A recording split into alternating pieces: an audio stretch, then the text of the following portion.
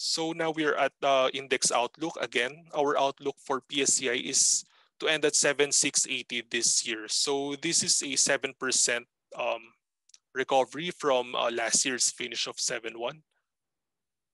And corporate earnings, we expect it to recover by 32% this year. So last year we believe that, or we expect a decline of around 40%. So our view was a bit more pessimistic than consensus.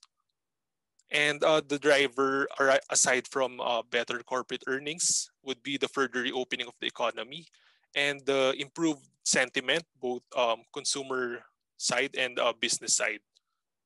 And the while the corporate earnings recovery is somehow driven by low base effects, we still see some companies being more active in their M&A, which could also create more value for the company.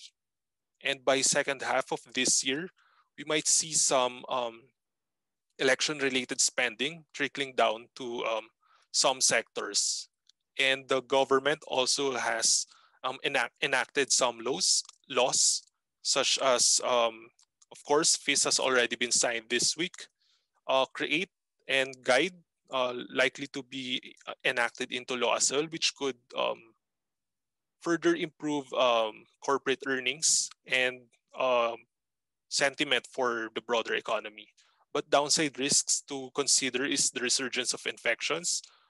There are new strains developing, so we don't know yet how it will affect the mobility and the slower than expected procurement of vaccine. So I think this is one of the criteria that the foreign funds are considering on why they're still shying away from our local equities.